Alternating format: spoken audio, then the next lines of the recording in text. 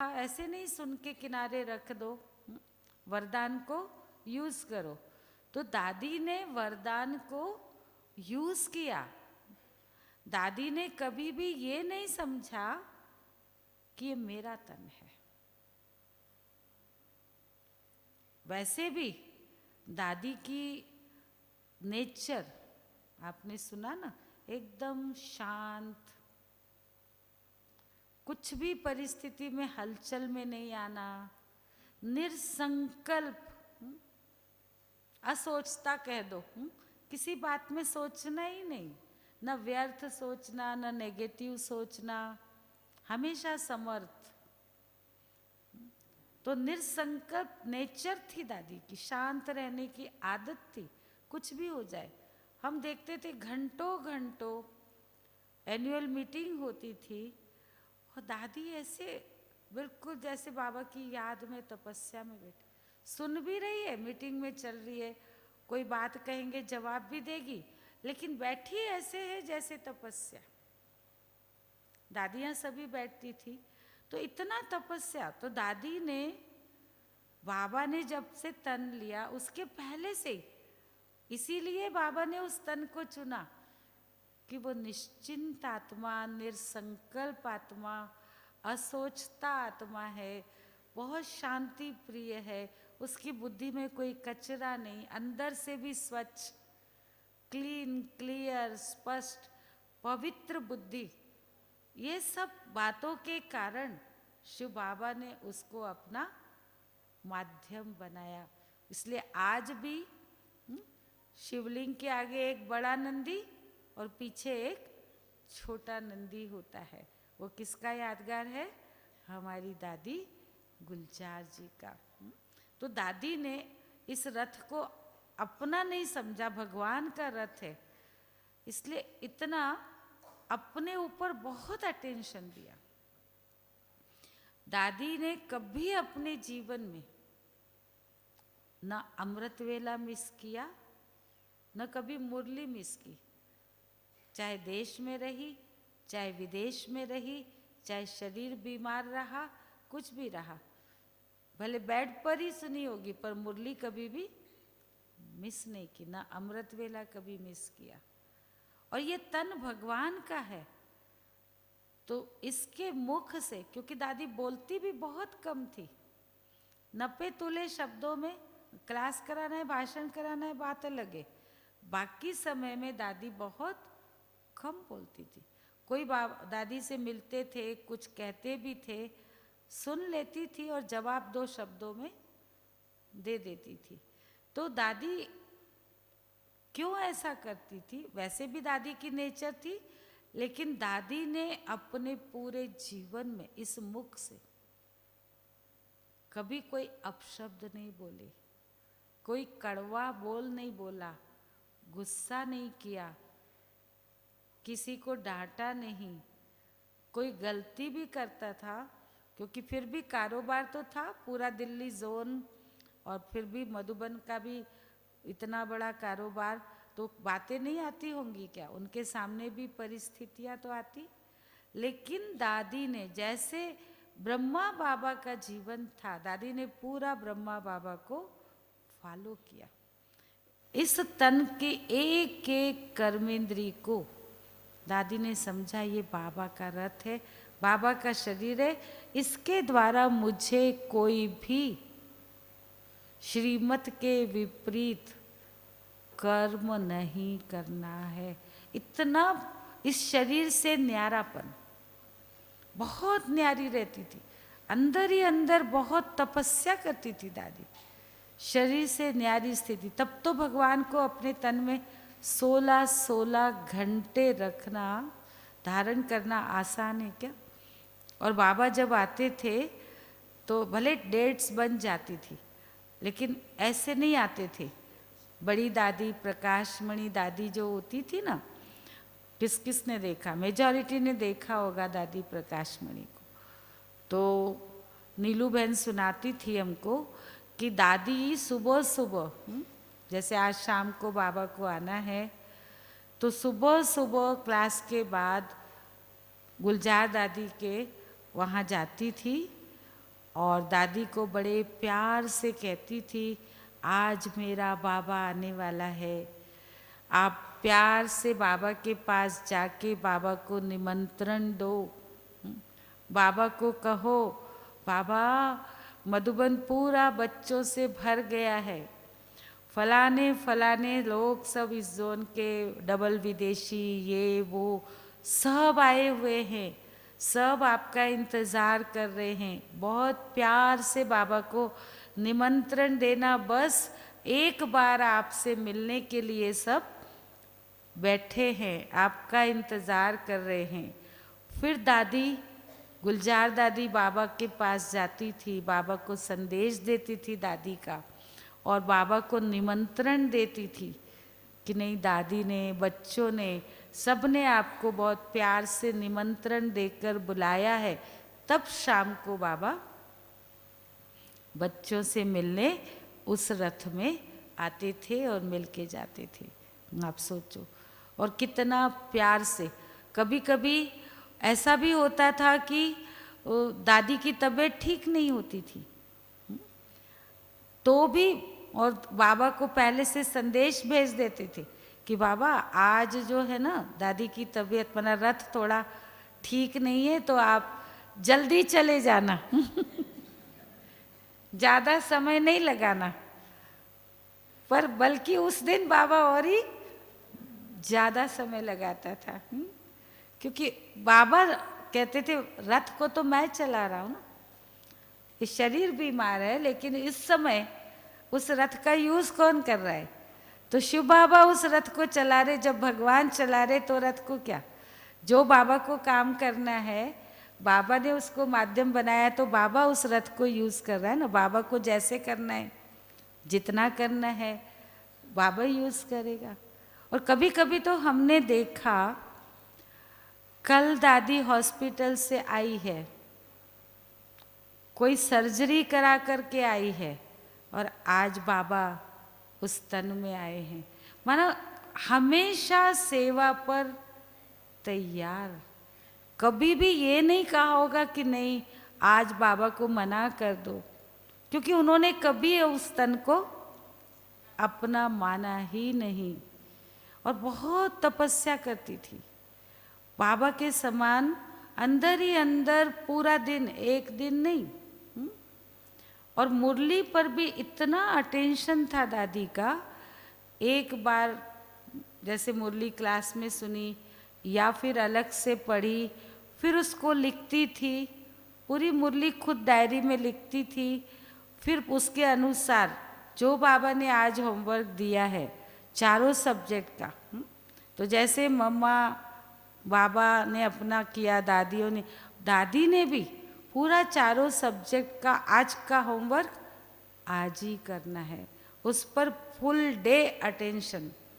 और जैसे पहले बाबा कचहरी करते थे ना, लेकिन गुलजार दादी बाद में भी, बाबा के अव्यक्त होने के बाद भी अपनी कचहरी खुद करती थी। रोज रात को अपना चार्ट लिख करके बाबा को देती थी, तब गुड नाइट करके सोती थी। और सारा दिन अटेंशन, चारों सब्जेक्ट पर अटेंशन, और इतनी एकाग्रता रहती थी। जब कभी बाबा का संदेश लाती थी, अक्सर दादी ही लाती थी, कोई यज्ञ का कुछ पूछना है या कोई मीटिंग है, कोई विशेष संदेश है, तो दादी गुलजार जी को ही भेजा जाता था बाबा के पास। तो नीलूबेन सुनाती, जब वो लिखती थी संदेश, इतनी जैसे कि बाबा की याद में, जैसे वो यहाँ है ही नहीं, इतनी एकाग्रता जैसे वतन में ही है, बाबा के पास ही है। और इतनी एकाग्रता इतनी खो जाती थी कि कभी कभी ऐसा होता था, कोई उनसे मिलने के लिए सोचते थे दादी तो अकेली बैठी है ना, शांति से बैठी है, कुछ लिख रही है, हम सामने जाएंगे तो आप ही उठा के देखेगी, नज़र हमको देखेगी तो 2 घड़ी दृष्टि ले लेंगे। कभी नीलूबेन से छुट्टी लेके किसी को जाना है, 2 घड़ी बस ओम शांति करना है। तो एक बार ऐसा ही हुआ, एक बहन गई, वो खड़ी रही 5 मिनट, 10 मिनट, 15 मिनट, 20 मिनट दादी ने नज़र उठा के भी नहीं देखा। इतनी एकाग्रता से दादी अपने उसमें मगन, बाबा की याद में, बस वो जो संदेश लाया उसको लिखने में, जैसे वतन में ही बैठी।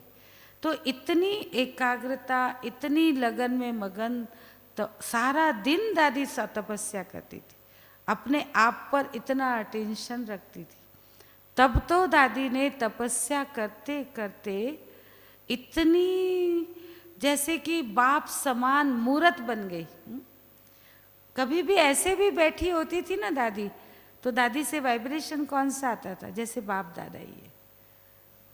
बिना बाप दादा आए हुए भी दादी से वाइब्रेशन ऐसे आता था, बाबा की ही दृष्टि मिल रही है। क्यों ऐसा होता था? दादी बहुत तपस्वी थी। अंदर ही अंदर 24 घंटे दादी बाबा की लगन में मगन, अशरीरी अवस्था। यहाँ तक कि जब दादी को कैंसर हो गया था, उस समय तो जब वो कीमोथेरेपी होती थी तो इंजेक्शन दिए जाते थे, बहुत कठिन होती थी, सारा शरीर नीला पड़ जाता। अब तो बहुत इजी हो गया है, और बहुत कष्ट होता था। तब उस समय योगिनी बहन के पास दादी जाके रहती थी, तो योगिनी बहन सुनाती थी कि दादी को हम कहते थे, दादी अकेले अकेले आपको अच्छा नहीं लगता होगा ना, हम आपके पास बैठते, बात करते हैं, कुछ सुनाते हैं। दादी कहती नहीं नहीं जया, आप जाओ, आप अपना काम करो, मुझे कुछ नहीं है। और दादी को इतना अभ्यास अशरीरी स्थिति में रहने का, एकांतवासी बनने का, एकाग्र होने का बाबा के साथ, कि दादी को महसूस ही नहीं होता था। उस कष्ट को भी इतना इजीली पार किया अपनी तपस्या के बल से। तो ऐसे दादी तपस्या करते करते पूरी तरह से दर्शनी मूरत, बाप समान गुणों को अपने अंदर धारण कर ली। और लास्ट के 3 साल तो आप सब जानते हैं, दादी कहाँ थी? गामदेवी सेंटर पर एक छोटे से कमरे में दादी ने ऐसी ही तपस्या की। भले शरीर साथ नहीं दे रहा था, लेकिन एकदम बाप समान स्थिति दादी की बन गई थी। और ऐसा ही लगता था जैसे बाबा ही उनके तन में सारा समय है। वही वाइब्रेशन फैलते थे। कोई भी मिलता था तो लगता था उनको बस बाप दादा ही आए हुए हैं। और दादी की त्रिकालदर्शी स्थिति भी हो गई थी। जैसे बाबा को सब पता रहता ना, ऐसे दादी को भी भले कोई बताए न बताए सब कुछ, क्योंकि बहुत उपराम और ऐसी न्यारी और प्यारी स्थिति को दादी ने प्राप्त कर लिया था। और दादी की अपनी स्थिति से बड़े बड़े कार्य निर्विघ्न हो जाते थे, वाइब्रेशन से। ऐसे कई अनुभव हैं। तो अभी हम सब जानते हैं, आप सबके भी अपने अनुभव होंगे। बाबा से मिले तो बाबा ने क्या वरदान दिया।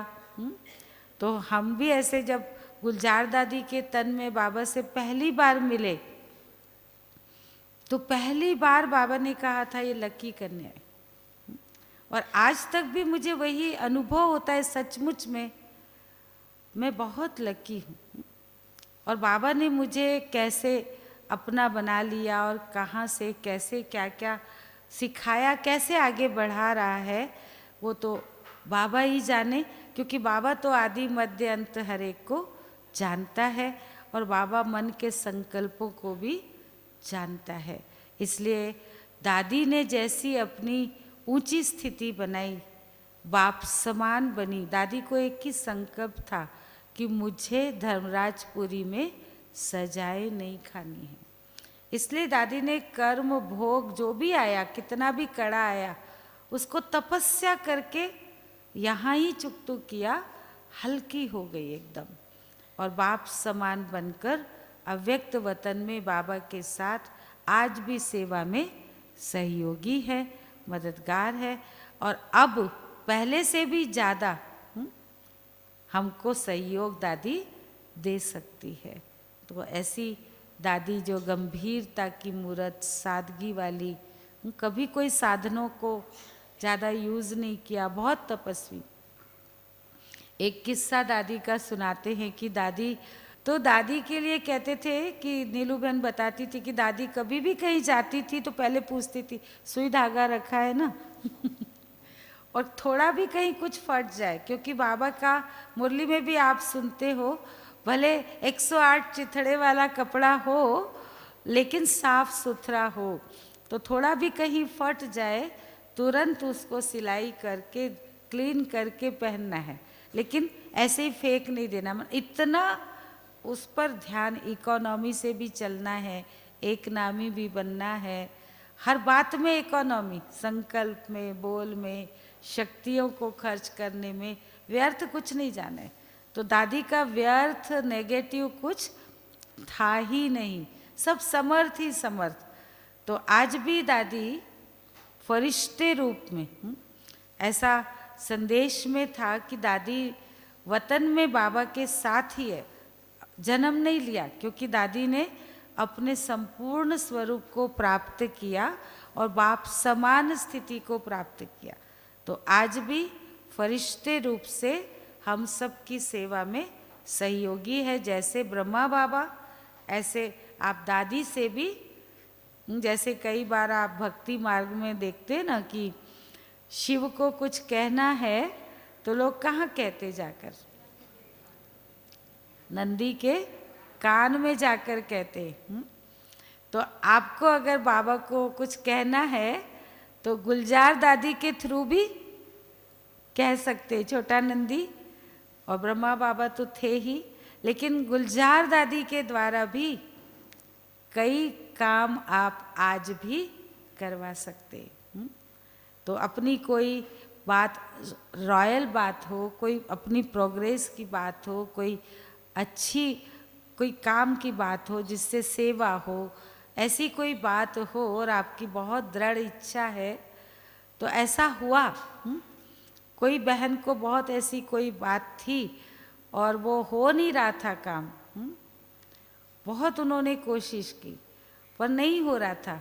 आखिर उन्होंने दादी को, गुलजार दादी के सामने बैठकर दादी को संकल्प दिया कि दादी अब ये काम तो आप ही को करना है, और सचमुच में वो काम कितना इजीली हो गया। तो दादी नंदी है और दादी आज भी हमारे लिए सेवा पर उपस्थित है। पर जैसे आज बाबा ने कहा ना कि सेवा की गति अब और ही तीव्र हो गई, ब्रह्मा बाबा की भी और दादी गुलजार जी की भी, और हमें भी अपनी गति को इतना ही तीव्र बनाकर जल्दी जल्दी फरिश्ता बनना है, क्योंकि बाप दादा दोनों ही हमारा ही इंतज़ार वतन में कर रहे हैं। ठीक है ना? तो हम सब दादी जी को अपने बहुत बहुत स्नेह के सागर में डूबकर, जो आज बाबा ने कहा, बाबा को अपनी श्रद्धा सुमन, श्रद्धांजलि दिल से अर्पित करते हैं, भावांजलि देते हैं, स्नेहांजलि देते हैं, आदरांजलि देते हैं, पुष्पांजलि देते हैं। ठीक है? तो आप सबको ढेर सारी शुभकामनाएं।